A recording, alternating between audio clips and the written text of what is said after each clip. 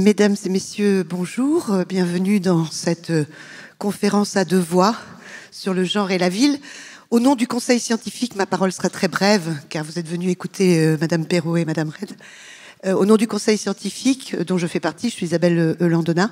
Je voulais juste dire un mot d'accueil et de bienvenue à nos deux collègues, dont Michel a été, pour le Conseil scientifique aussi, et les rendez-vous de l'histoire de Blois, quelqu'un de très important. Donc, Michel Perrault, je ne sais pas si c'est la peine de la présenter, voilà, pionnière, on le dit, et c'est vrai, de l'histoire du genre et des femmes, mais qui a commencé sa carrière en travaillant sur le mouvement ouvrier et aussi sur la prison, ce qui a fait qu'on s'est modestement croisés, voilà, et qui, bien sûr, a co-dirigé au début des années 90 l'histoire des femmes avec Georges Dubié, qui était vraiment un moment très, très, très important dans l'historiographie française. Et quant à Martine Red, elle est professeure émérite à l'Université de Lille et c'est une spécialiste de littérature du 19e siècle notamment, et de George Sand, si j'ai bien lu.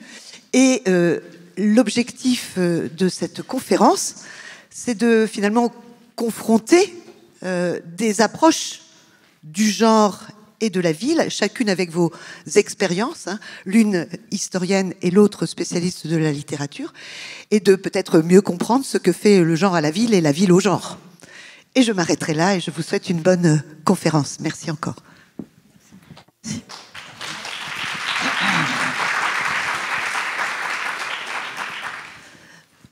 Bonjour, c'est toujours un grand plaisir de revenir à Blois et de retrouver des visages familiers ou pas, mais qui le deviennent, voilà. Et donc, nous avons choisi, ça nous paraissait important, que dans une session rencontre sur le genre, on parle du rapport sur la ville, pardon, on parle du genre, parce que tout espace est sexué et l'espace de la ville l'est aussi, hein. Rencontre entre les hommes et les femmes, venus des uns et des autres, et les aventures de tout genre, c'est un sujet immense.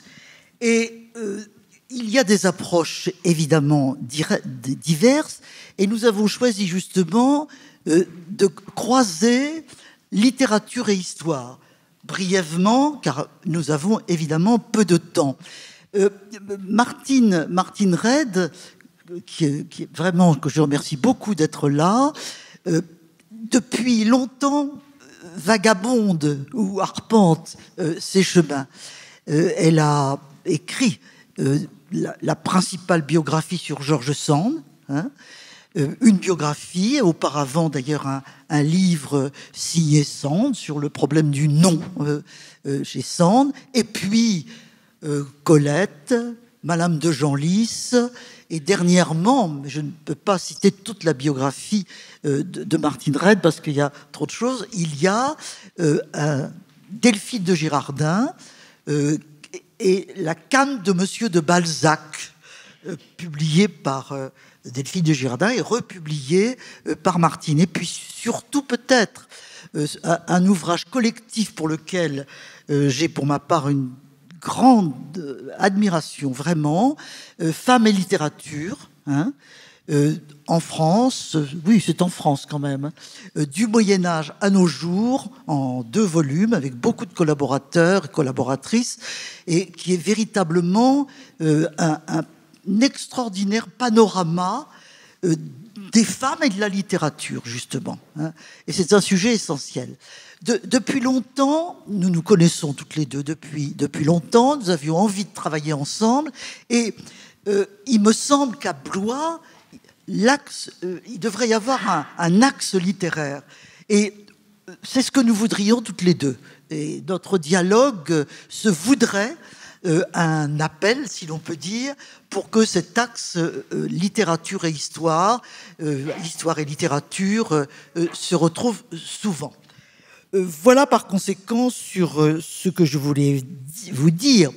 Mais je vais, évidemment, chacune va faire un petit peu ce pourquoi elle est là. Et je vais pour ma part d'abord vous brosser un espèce de panorama, si l'on peut dire, plutôt des problèmes, au fond, du genre dans la ville, en prenant surtout l'exemple de la France, voire l'exemple de Paris.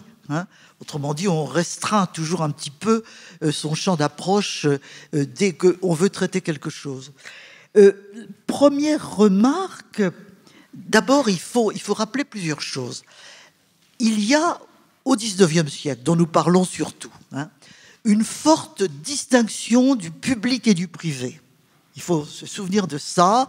Public et privé sont deux sphères, comme disent les Anglais surtout, très différentes, avec une espèce d'équivalence entre le public et les hommes, le privé et les femmes, avec toujours l'idée de la frontière entre les deux, et ça se voit dans la ville. Ça va évidemment avoir des conséquences considérable sur l'organisation de la ville et la circulation de la ville.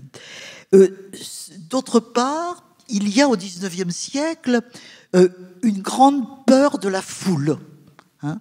Pourquoi ? Parce qu'il y a justement des migrations importantes des campagnes vers les villes, phénomène européen, anglais ô combien, mais très français également, et l'idée que cette foule doit être domestiquée, enfin organisée, passe par la ségrégation des sexes. Le XIXe siècle n'est pas, en principe, un siècle mixte. Il est même plutôt hostile à la mixité, ou tout au moins, il veut une mixité contrôlée. Le problème des rapports entre les hommes et les femmes est toujours vu comme certes souhaitable, on va arriver à justement l'union des hommes et des femmes, mais dangereux. Il y a des dangers au rapport entre les deux. Il y a les rapports de la violence. Tout le monde sait bien qu'il y a une violence masculine sur les femmes, violence démographique évidemment. Les enfants non désirés, c'est une grande histoire, un grand thème du 19e. Autrement dit, il y a toutes sortes de perspectives qui vont concourir à l'organisation de la vie. Il ne faut pas oublier ces grands principes. Par exemple, les femmes, on va y revenir, courent des risques dans la ville. Et elles courent des risques, surtout la ville la nuit. La ville la nuit, pour une femme au XIXe siècle, n'est pas chose simple du tout. Simone Delattre a publié un livre qui s'appelle « Les heures noires dans Paris » et il y a des pages très intéressantes à cet égard. Voilà donc quelques remarques qui sous-tendent un petit peu l'organisation de l'espace de la ville. Ceci dit, entrons un peu plus dans le vif du sujet. D'abord les aspects démographiques, je veux dire par là les migrations. Ce sont il y a maintenant, aujourd'hui, des générations de Parisiens. Il y a des gens qui sont nés à Paris, dont les parents même sont nés à Paris. Ça constitue une proportion croissante, malgré tout, des Parisiens. Ce n'était pas beaucoup le cas au 19e. Certes, il y avait une aristocratie, une grande bourgeoisie qui pouvait être originaire de Paris, mais la population parisienne est formée des migrants, des gens qui arrivent. Et la différence des sexes est très intéressante. Qui vient à Paris parmi les hommes et parmi les femmes ? On a toujours l'idée des familles immobiles, des femmes qui ne bougent pas, mais ce n'est pas vrai du tout. Les femmes de la campagne ont beaucoup migré au 19e. Il y avait des problèmes de travail. Et ce qui a drainé surtout les femmes vers les villes, c'est l'embourgeoisement. Les villes, et notamment Paris, se sont embourgeoisées, et qui dit embourgeoisé dit des domestiques. Et par conséquent, il y avait un véritable marché du travail qui appelait, en somme, les paysannes dans les régions où il n'y avait pas de travail pour les paysannes, il y avait des surcroîts de population dans certaines régions trop peuplées. Eh bien, l'idée était aller en ville, se placer. Hein. Et le placement, d'ailleurs, se faisait souvent par des réseaux de parenté et aussi par des réseaux de résidence. Un grand bourgeois, un aristocrate, a une maison à la campagne, eh bien, il va emmener des paysannes du coin pour les servir en ville. Autrement dit, il y a des migrations importantes de la part des femmes, et ce ne sont pas des migrations sauvages. Bien entendu, on imagine très bien, et ça a existé, une jeune femme décidant, telle Rastignac, de quitter son village et de venir à Paris. Mais la plupart du temps, les migrations suivent des chemins, hein, suivent des canevas. Alors, la balance des sexes est assez bien connue. Il y a eu pas mal de statistiques qui ont été faites. Le 19e siècle est un grand siècle statistique. On compte. Et parmi les premières choses que l'on compte, on compte les populations. C'est ça qui est faisable et important. Donc, on sait des choses que les historiens ont étudiées. Évidemment, pas question de rentrer dans le détail, d'ailleurs je ne connais pas nécessairement, mais puis qui nous dépasserait. Mais en gros, dans la première moitié du 19e, il y a plus d'hommes que de femmes. Hein. Il y a une espèce de déséquilibre entre les sexes qui font d'ailleurs que les femmes vont être recherchées à tout point de vue. C'est pas la femme... Oui, il y a un désir de la femme à tous les points de vue parce que il y a un déséquilibre entre les deux sexes. Ce déséquilibre s'atténue beaucoup dans la deuxième moitié, en gros, du 19e siècle, sous le Second Empire. Hein. Et à ce moment-là, il y a à peu près équilibre entre les hommes et les femmes dans la ville, mais avec beaucoup de différences selon les quartiers. Il y a des quartiers où il y a beaucoup de femmes et il y a des quartiers où il y en a beaucoup moins.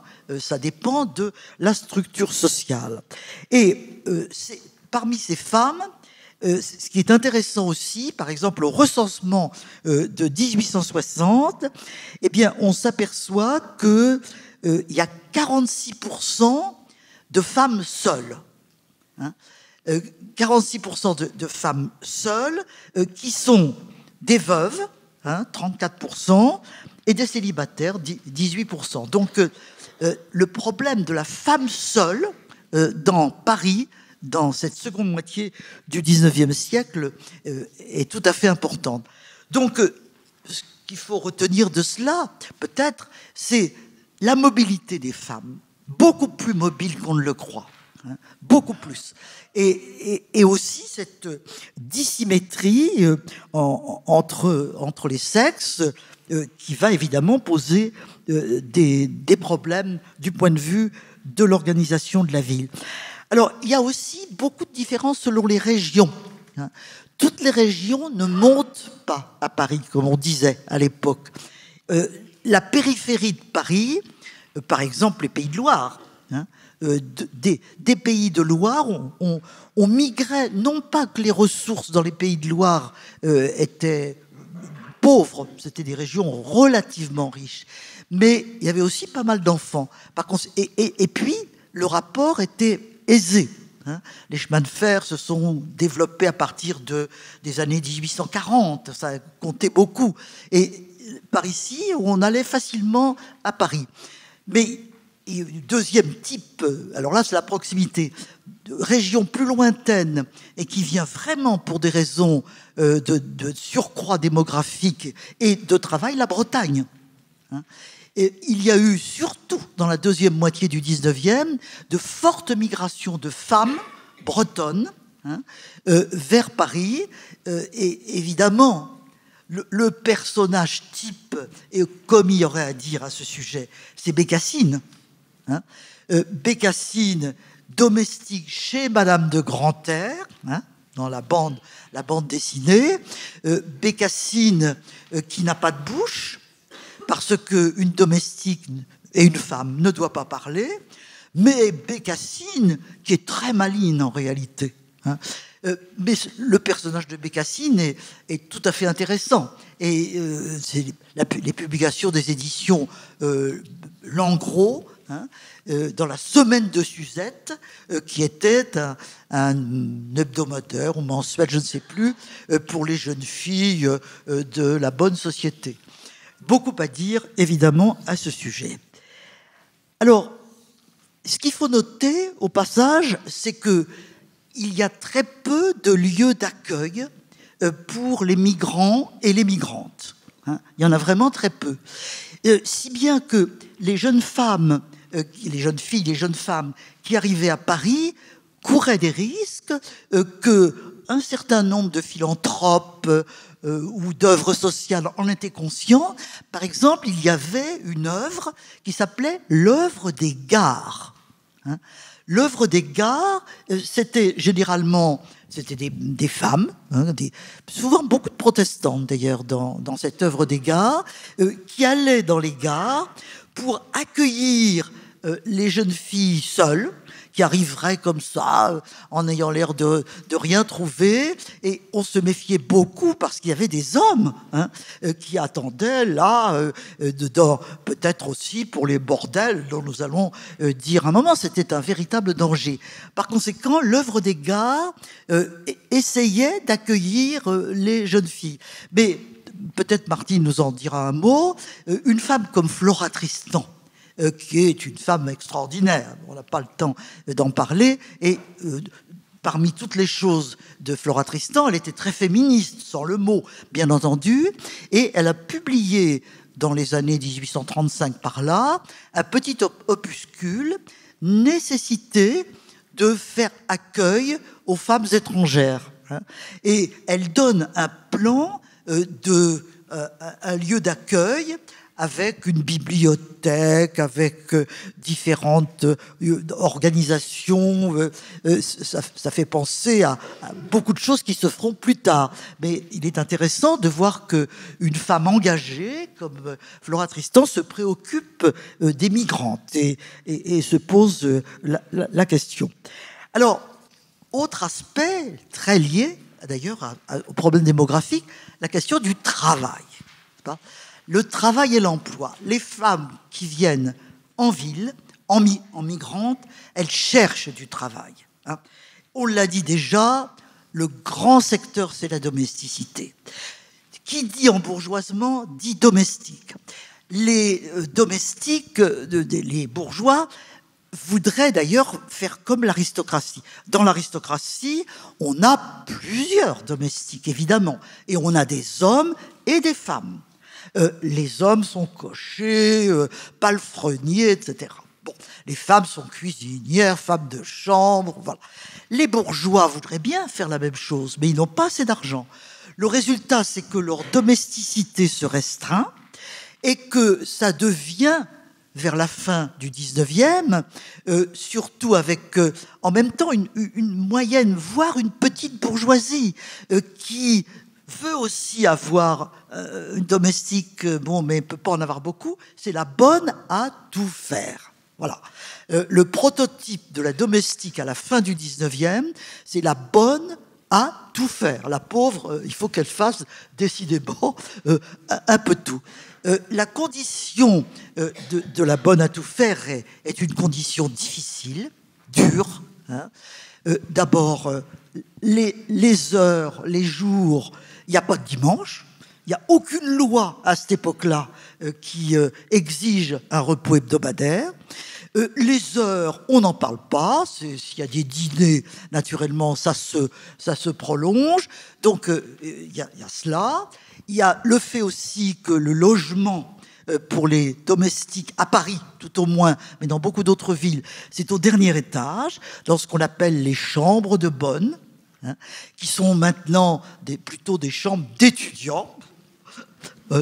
à Paris, c'est très recherché par les étudiants, mais à cette époque-là, avec des conditions d'hygiène absolument minables. Hein. Naturellement, pas de chauffage, ça va de soi, et on prend l'eau au robinet de l'étage, encore s'il y a de l'eau à l'étage. Donc, ce sont des conditions difficiles auxquelles il faut ajouter le harcèlement sexuel. Le harcèlement sexuel, finalement, les petites bonnes dans les familles bourgeoises, c'est de la chair fraîche. Souvent, elles arrivent de la campagne, voilà, et elles attirent les regards des grands garçons. D'ailleurs, quelquefois, la maîtresse de maison est assez tolérante. Elle pense qu'après tout, si son garçon fait une expérience sexuelle avec la petite bonne, c'est peut-être mieux plutôt qu'il aille au bordel. Voilà. Et les maîtres de maison, sont assez frôleurs, eux aussi. Autrement dit, la condition de ces domestiques, très bien décrite dans un livre de Anne-Martin Fugier, publié en 1979, vous voyez, c'est déjà ancien, La place des bonnes à Paris, au 19e. Vous avez tout ce que je vous raconte avec beaucoup de détails. C'est véritablement un livre tout à fait intéressant. Donc, il y a les domestiques, et c'est vraiment le secteur important. Et deuxièmement, il y a la couture.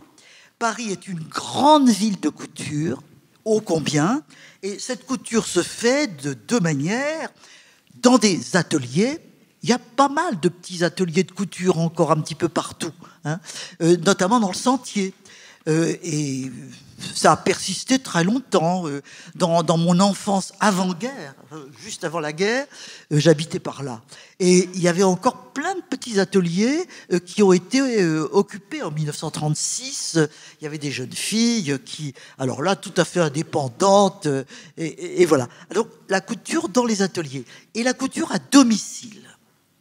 Le travail à domicile est très, très important parce que beaucoup de femmes veulent gagner un peu d'argent, apporter au foyer un salaire d'appoint, hein, et elles le font en cousant des chemises. Alors généralement, le travail était hebdomadaire.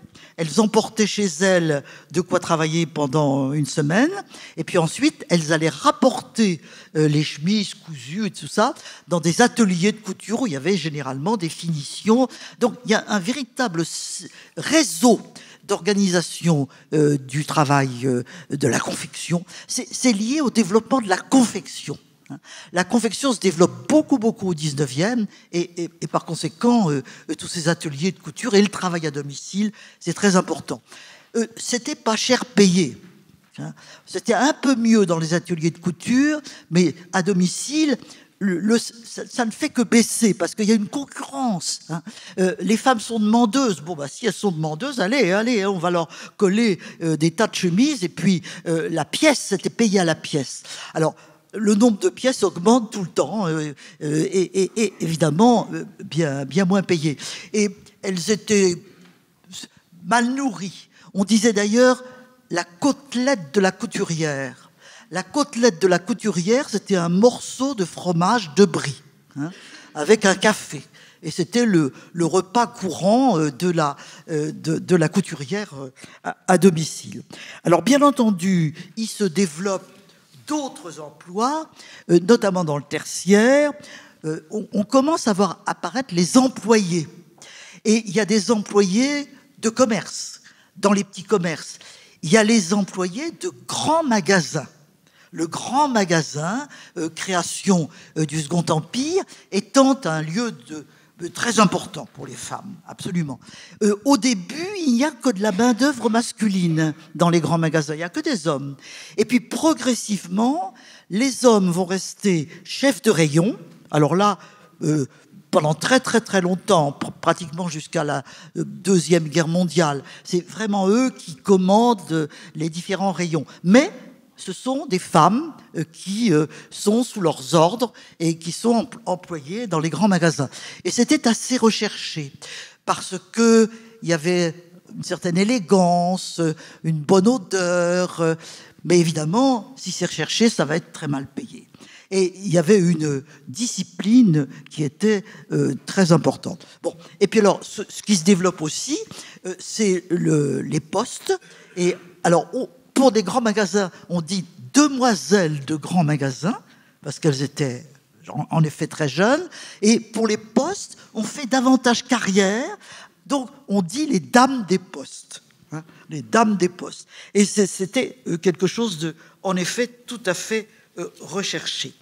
Alors, ceci dit, le travail des femmes n'est pas majoritaire dans la population. Les femmes ne sont pas majoritaires dans la population active. L'idée était que les femmes ne doivent pas travailler. Quand on dit qu'elles ne doivent pas travailler, ne doivent pas être salariées. Il y avait évidemment une opposition au travail des femmes dans les milieux bourgeois. Une bourgeoise ne travaille pas, ça c'est pas pensable. Et dans les milieux populaires, ouvriers, l'idée c'était que le père de famille doit faire vivre sa famille et il a besoin d'une ménagère à la maison. L'idée de la ménagère, autrement dit, la ménagère populaire, la maîtresse de maison bourgeoise. Et les deux mots montrent les liens des femmes avec la maison, l'appartement, le travail domestique, etc., etc. Et c'était la majorité des femmes. C'était la majorité. Et donc, ça donne une petite idée de l'emploi des femmes. Donc, le rôle des femmes n'est pas seulement le travail, il est la maison, le travail domestique, et il est la consommation. Au fond, les femmes, c'est bien que ne détenant pas vraiment les cordons de la bourse, c'est le mari qui donne la somme d'argent à dépenser, mais elle en est quand même gérante, elle en est garante. Et d'ailleurs, si les femmes populaires surtout cherchent à avoir un appoint en faisant par exemple une lessive par-ci, en gardant des enfants par-là, en portant le pain, la porteuse de pain, voilà encore une grande figure, c'est aussi pour avoir un petit peu d'argent à elle.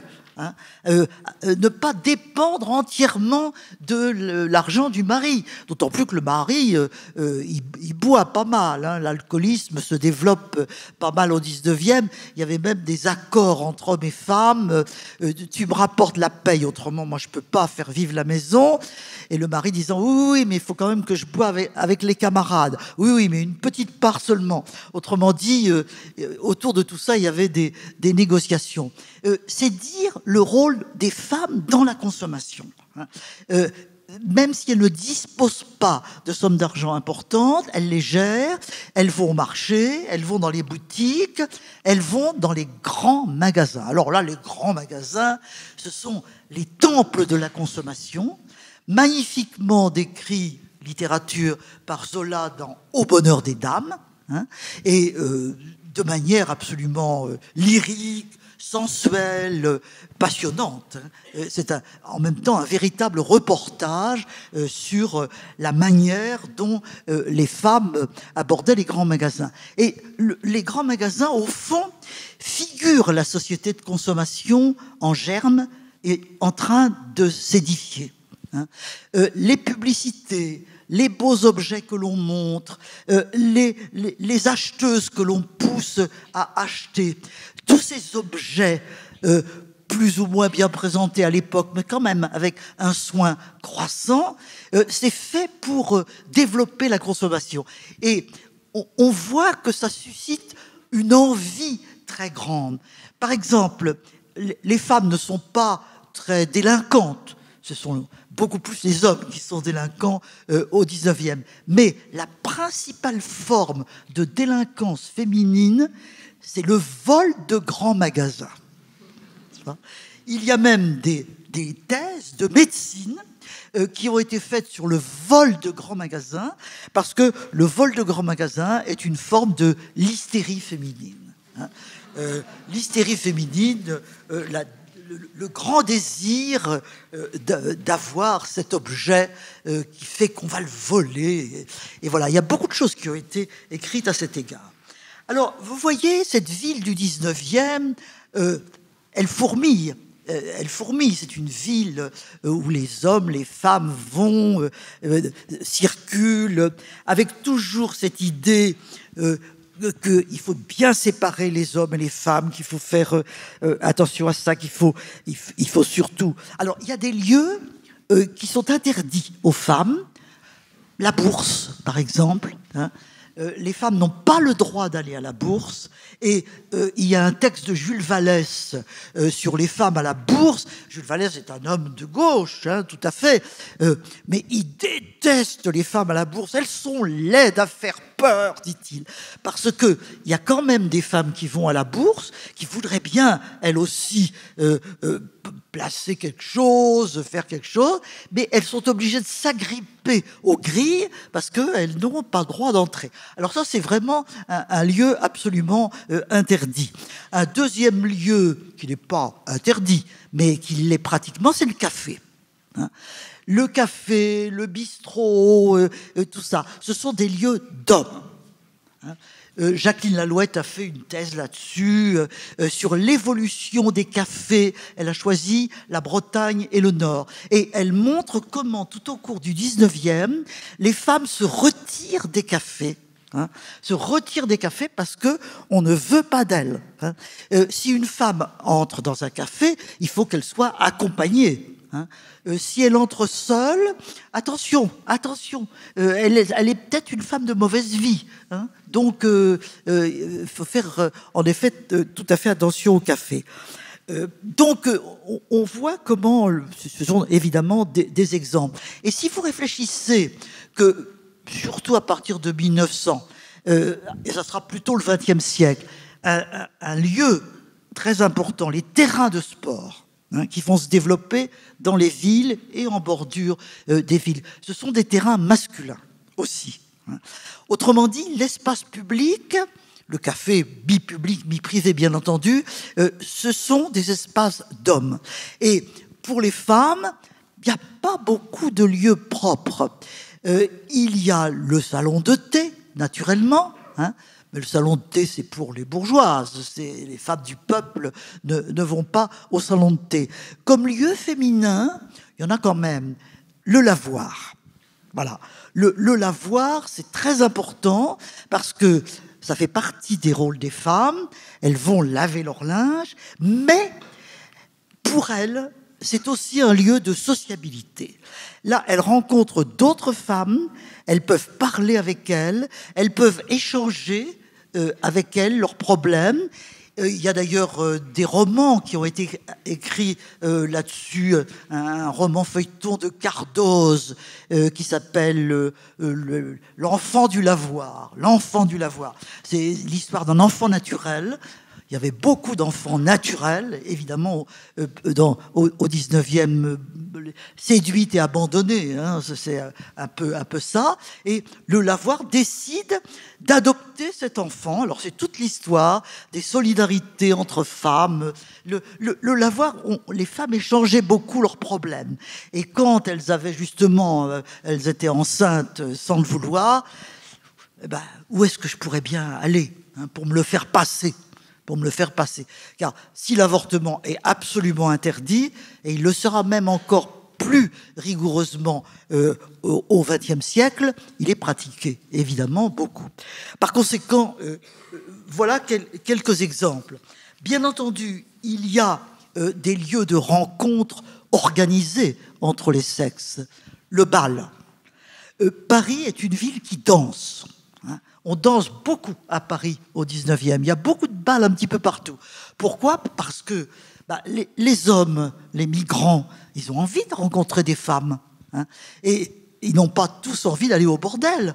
Bon, ils aimeraient bien rencontrer quelqu'un. Alors, dans les bals, voilà, on peut rencontrer, et les filles font attention, elles y vont à plusieurs pour se soutenir entre elles, pour pas être toutes seules tout de même devant un public d'hommes, parce qu'il se passe plein de choses. Il y a des rixes, il y a des lieux de violence. Mais les bals, c'est un lieu, en effet, intéressant. Alors évidemment, l'église, les femmes peuvent toujours aller à l'église. Là, c'est tout à fait prévu. Mais enfin, bon, elles vont à l'église, ça leur suffit pas non plus. Ça leur suffit pas. Alors, je vais rapidement conclure parce que le temps passe. Autrement dit, vous voyez, pour les femmes, la ville est très contrastée, finalement. La ville est un risque. Hein, un risque, certainement.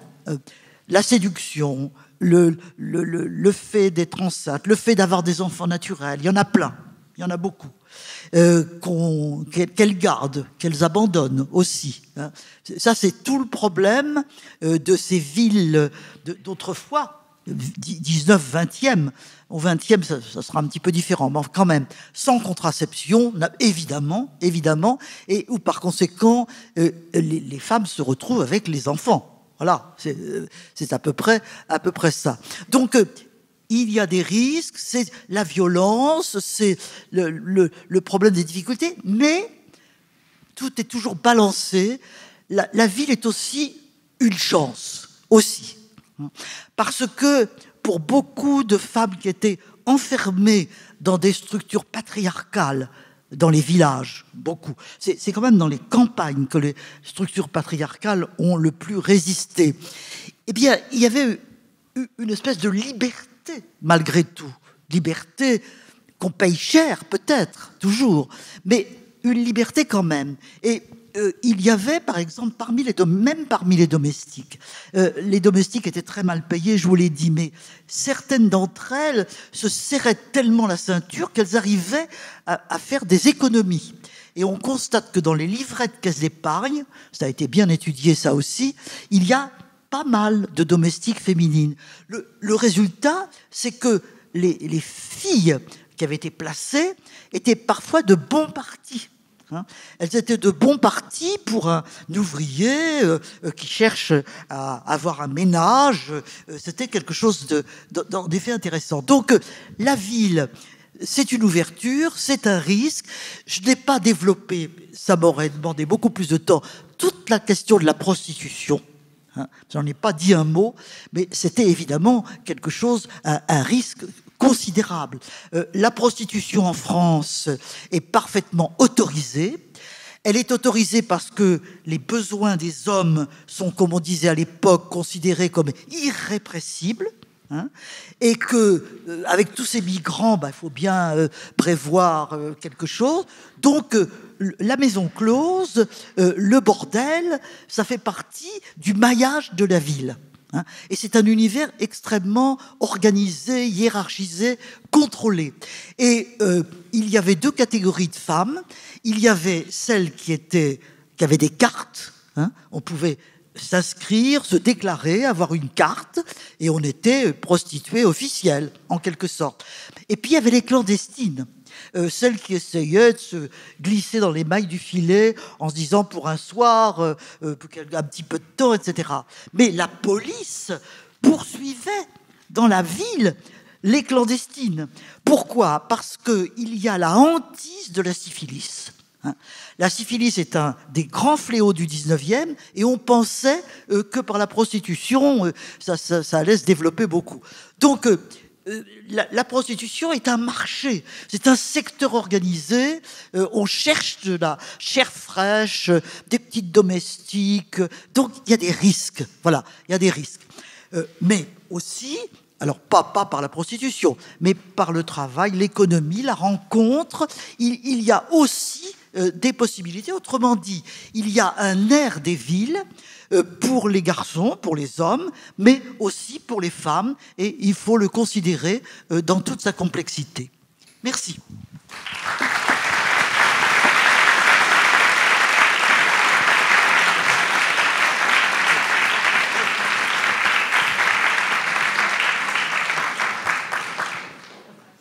Voilà. Alors, je vous remercie, Michel, de cette présentation et de propos d'historienne tenus sur les femmes et la ville au XIXe siècle. Je vais à mon tour mettre mon pas dans le même sujet et évidemment considérer les choses d'un point de vue littéraire.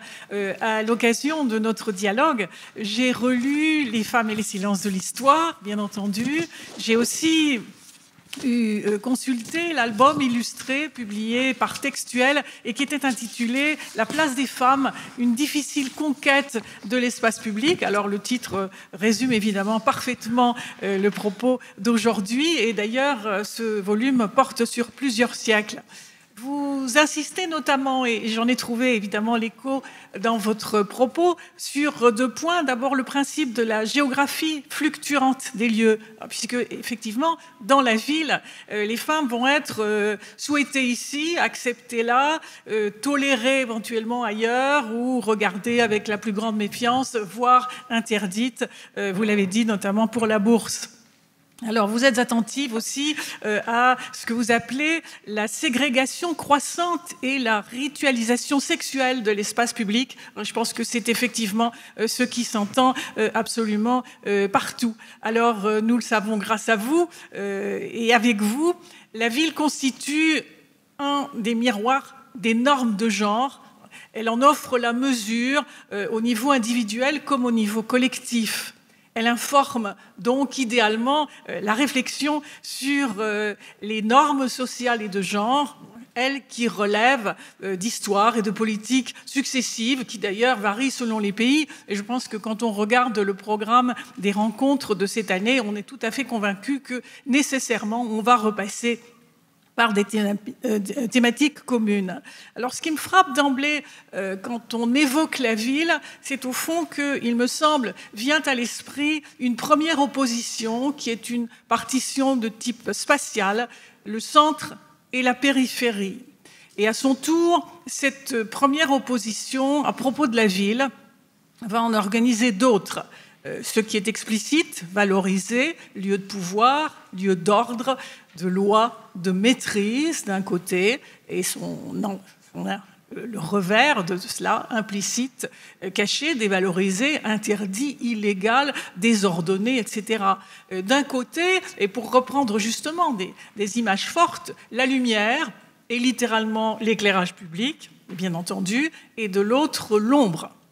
Alors à leur tour, ces oppositions vont permettre le développement d'un riche système métaphorique qui évidemment va être retenu en littérature et pas seulement par Victor Hugo. Ces oppositions de l'ombre et de la lumière a été solidement exploitées et évidemment les représentations de genre vont directement appartenir à ce type d'opposition. Vous l'avez rappelé, chez les femmes, le plus souvent, les femmes seules, en ville, un sentiment d'insécurité, de dangerosité selon les quartiers et les rues, un rapport à la ville qui est fait d'évitement et de prudence, et auquel, évidemment, et vous terminez là-dessus, s'ajoute le souci de ne pas être prise pour ce qu'on n'est pas, c'est-à-dire une proie rétribuée, une prostituée. Pas d'égalité dans la ville, guerre de mixité, vous l'avez dit, et pas d'égalité d'ailleurs aujourd'hui, on le sait bien, c'est encore le cas. Il me semble d'ailleurs que comme pour confirmer ou illustrer une telle situation, la ville, et évidemment je vais, comme vous, regarder Paris uniquement pour la circonstance, compte très peu de statues de femmes célèbres. En réalité, on les a comptées, une quarantaine seulement pour Paris, et encore moins d'ailleurs d'écrivaines. J'en vois 2 de statues d'écrivaines au Jardin du Luxembourg, Sophie de Ségur, et cette fois, la statue est en pied, George Sand. Alors nous voici passés du côté de la littérature, et je voudrais rappeler avec vous justement combien les deux disciplines se complètent et se nourrissent. Il est donc tout à fait superflu de rappeler l'usage qui est fait de la littérature par les historiens. En revanche, je pense, et je profite de l'occasion, pour rappeler la nécessité de l'histoire en littérature, maintenant que le structuralisme, le post-structuralisme, les théories littéraires de toute nature sont loin derrière nous. Maintenant que la figure de l'auteur a été réévaluée, que la figure de l'autrice s'est nettement affirmée, et son œuvre, et que l'histoire littéraire retrouve une place déterminante. Et à ce titre, il me semble que les interrogations des historiens et historiennes sur la notion de récit national sont tout à fait les nôtres. littéraires, en tout cas les miennes, assurément, quand je tente d'appréhender un récit qui, me semble-t-il, plus que jamais est un récit qu'on peut qualifier de nécessaire pour penser correctement le passé de la littérature française et de langue française. Et d'ailleurs, toutes les questions qui y sont liées.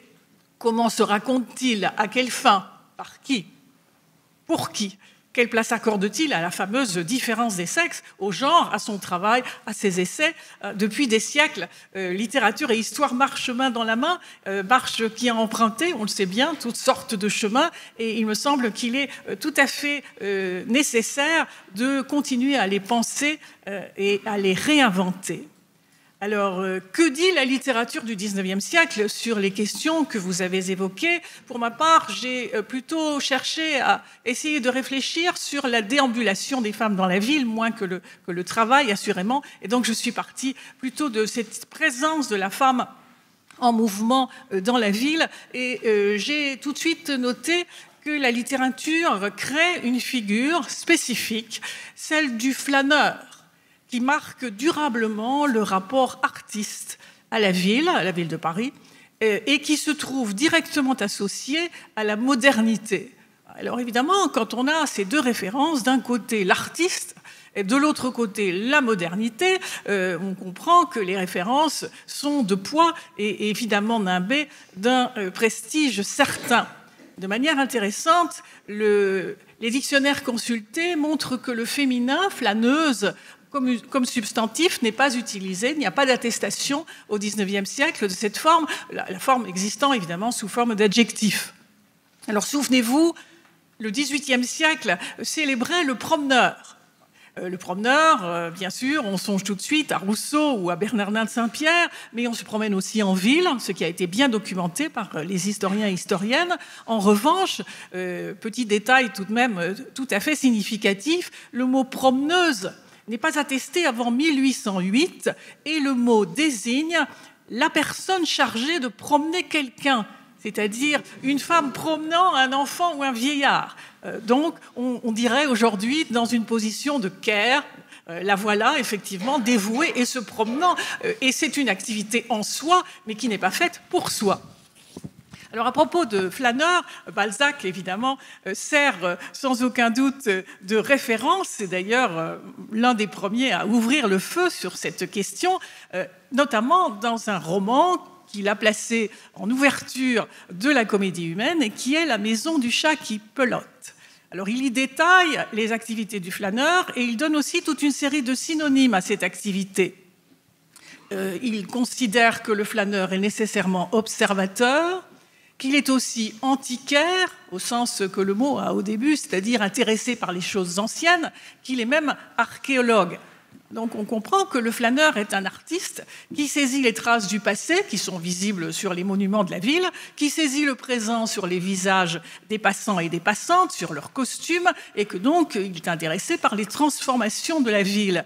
Et au fond, le XIXe siècle va construire davantage encore, parce qu'on en a quelques éléments au XVIIIe siècle, l'idée que la ville est un immense livre de lecture que le regard masculin va déchiffrer.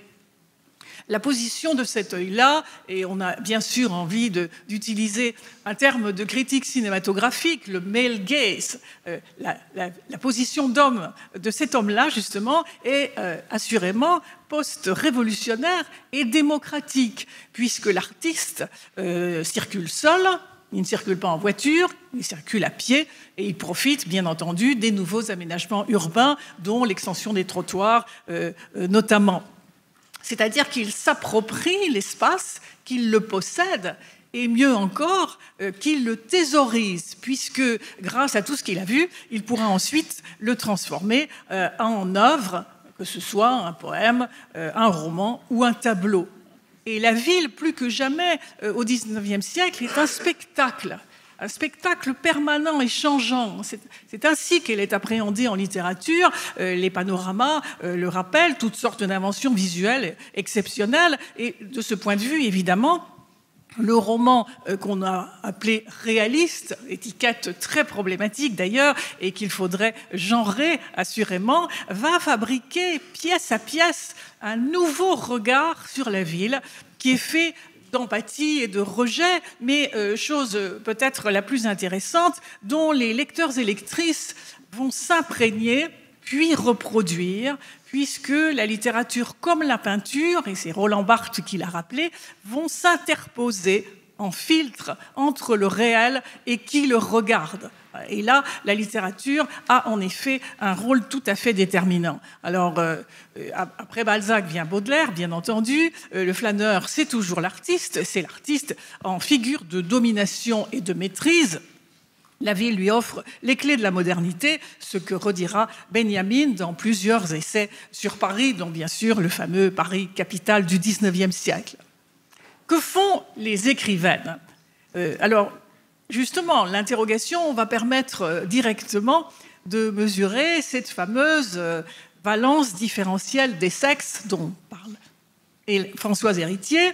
Et une petite enquête rapide en littérature amène à conclure, mais effectivement j'ai uniquement suivi le chemin de la promenade, du déplacement dans la ville, amène à conclure que les écrivaines parlent en réalité peu de la ville, ne célèbrent guère la ville et ne flânent pas, à première vue en tout cas. Il faudrait bien sûr affiner l'enquête, mais je n'ai pas trouvé de poèmes sur la ville, de tableaux sur la ville et de ses habitants, et peut-être justement parce que la fameuse question du réalisme en littérature se pose pour les écrivaines en d'autres termes que pour leurs homologues masculins.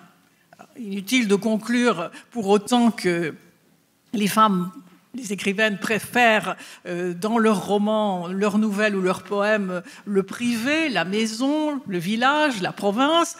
Ce serait totalement abusif de conclure si rapidement, ce serait naïf aussi, mais pour ma part, je verrais tout de même, dans l'absence de textes sur la ville venant immédiatement à l'esprit, la force d'un processus d'assimilation et même d'introjection, au sens psychanalytique du terme, des difficultés à se trouver dans l'espace public.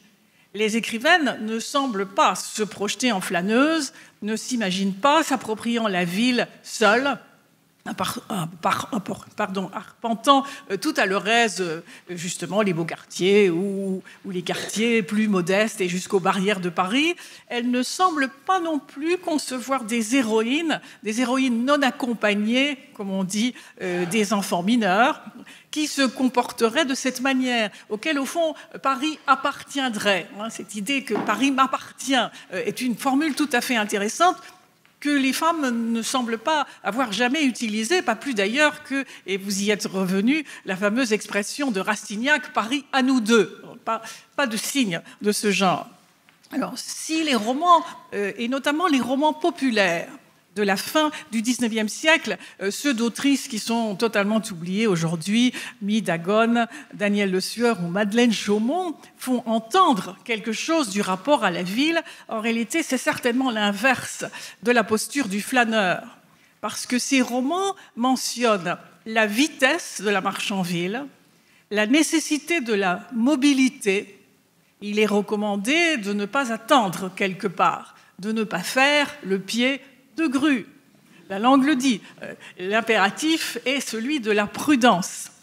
L'introjection de cet ensemble de consignes quant au comportement à adopter en ville est manifeste. Et il est tout à fait intéressant de voir qu'au fond, ces consignes construisent un petit savoir singulier, construit par les femmes à l'usage des femmes, et aucune d'elles ne paraît l'ignorer. Comment se comporte-t-on en ville ? Toutes les femmes le savent. Et ça, c'est tout à fait intéressant à repérer, et notamment en littérature, les romans en témoignent sans doute possible. Et au fond, quand on réfléchit un peu sur la réponse des femmes à la ville et aux multiples difficultés de leur présence dans cet espace, apparaît ce qui ressort de la littérature, c'est l'idée de la tactique. Alors la tactique est une figure intéressante parce que c'est la réponse trouvée, après réflexion, à un empêchement de quelque sorte. Pour les uns, tout est simple, évident, naturel, et c'est exactement l'inverse pour les autres. La tactique relève du souci de contourner cet empêchement, de franchir cette barrière, quand même. Et là, je vais vous donner 2 exemples, puisque le temps passe et vraiment très vite, je m'en aperçois. Je vais donner 2 exemples rapidement. Le premier est un souvenir et le deuxième une observation. Le premier, on le trouve chez George Sand et je vais passer tout de suite à la citation. George Sand va décider de porter le costume masculin, on le sait, mais vous allez le voir, les choses sont un peu plus nuancées encore. George Sand écrit dans Histoire de ma vie, évoquant les années de sa jeunesse, 1830, à cette époque, la mode aidait singulièrement au déguisement. Les hommes portaient de longues redingotes carrées qui tombaient jusqu'aux talons et qui dessinaient peu la taille. Je me fis donc faire une redingote guérite en gros drap gris, pantalon et gilet pareil. Avec un chapeau gris et une grosse cravate de laine, j'étais absolument un petit étudiant de première année. Je courais par tous les temps, je revenais à toutes les heures, j'allais au parterre de tous les théâtres. Personne ne faisait attention à moi et ne se doutait de mon déguisement.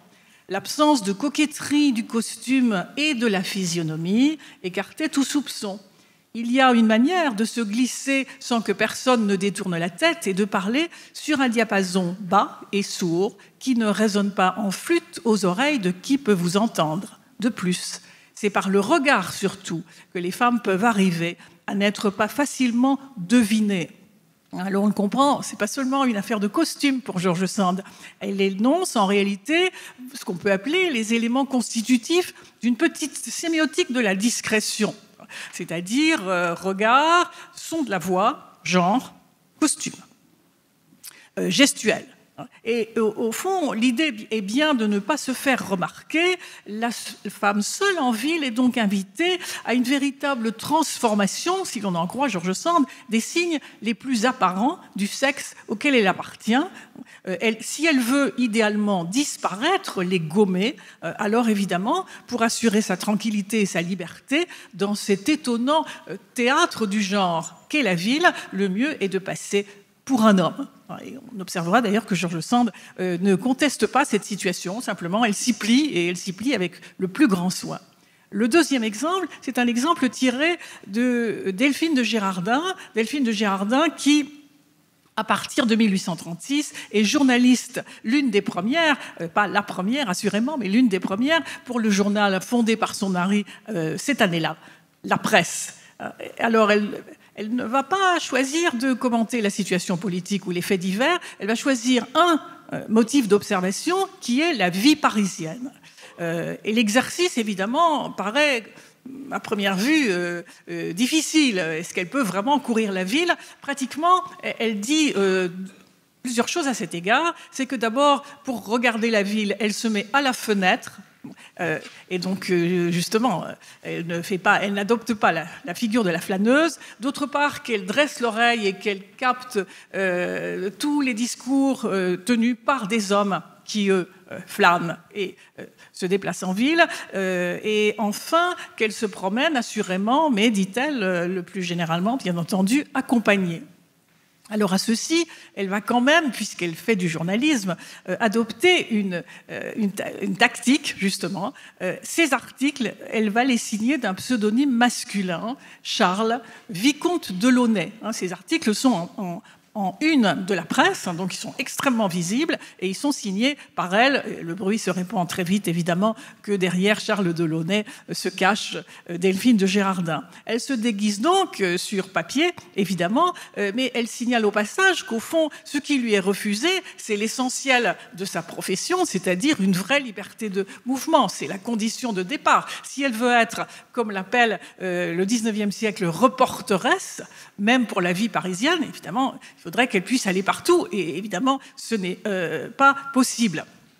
Ce qui est intéressant, toutefois, c'est qu'elle va ruser, parce que si elle a choisi ce nom, un pseudonyme masculin, chose d'ailleurs très très courante, la chose a été étudiée, il y a 99% des femmes qui écrivent dans la presse choisissent des pseudonyme masculin, c'est vraiment un métier masculin, elle va tout de même, de manière très fine, rendre compte du caractère genré de la ville. Et j'en prends un exemple, puisque justement j'avais choisi des questions de déplacement en ville qui datent du 29 juin 1837 et qui me semblent tout à fait significatifs. Donc le vicomte de Launay écrit ceci. « Regardez la rue un jour d'orage.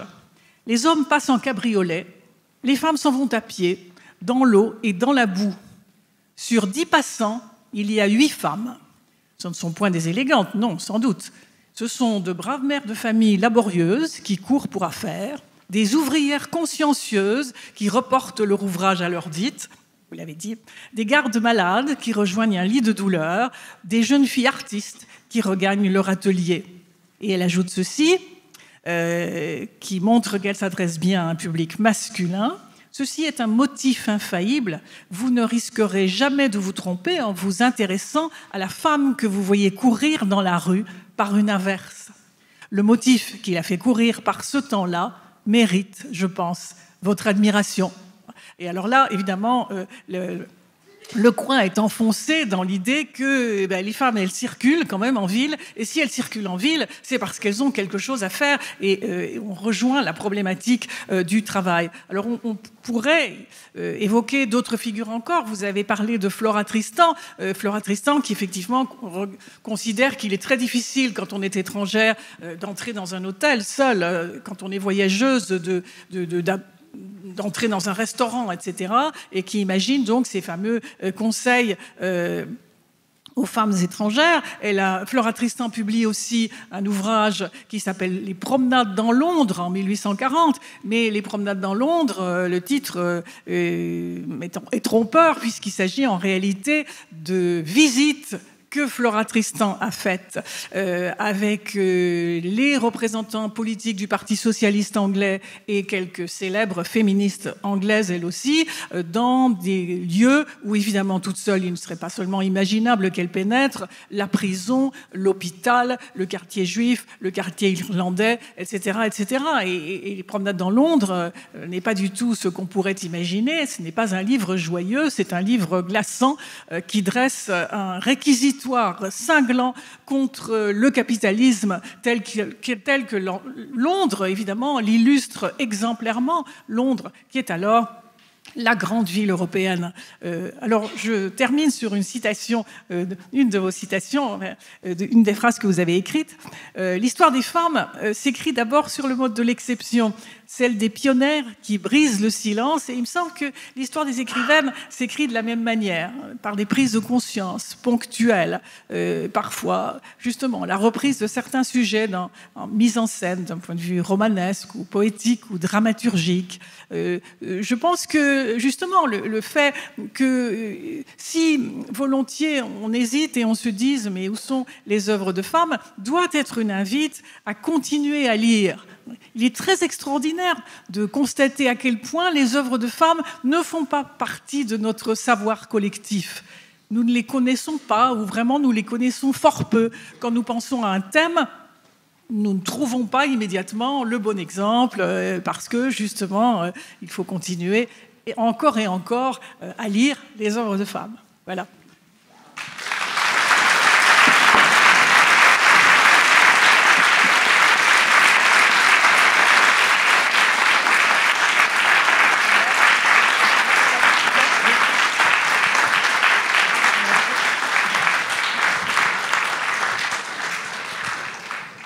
Je voudrais dire merci à Martine. Comme on aimerait avoir du temps pour discuter de tout, mais j'ai pensé par exemple, en vous entendant, au trottoir. Le trottoir en ville, c'est vraiment un espace qui a une histoire, absolument. Hein. C'est d'abord un espace assez libre où les femmes vont beaucoup vendre à la toilette, comme on disait, en étalant une toile et en mettant des objets dessus, etc. C'était un marché un peu comme à la campagne, voilà. Et puis, le préfet de police de la ville trouve que c'est très embêtant, puis ça gêne la circulation, parce que ça déborde sur la rue, etc. Donc, il y a une réglementation des trottoirs qui se fait au cours du 19e, et tout ce commerce un peu improvisé va disparaître, hein. Comme les marchandes de 4 saisons aussi, enfin, tout ce rôle des femmes dans les interstices, mais la ville devient plus disciplinée. Alors, bon, il y a énormément de choses à dire. Faire le trottoir. Oui, faire le trottoir. Oui, bien sûr. Je ne sais pas si on va conclure là-dessus.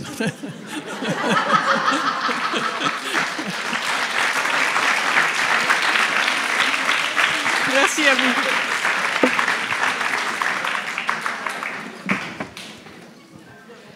Je ne sais pas si on a le temps de questions. Je demande à notre... Oui, je ne sais pas. Je crois qu'il faut qu'on s'arrête.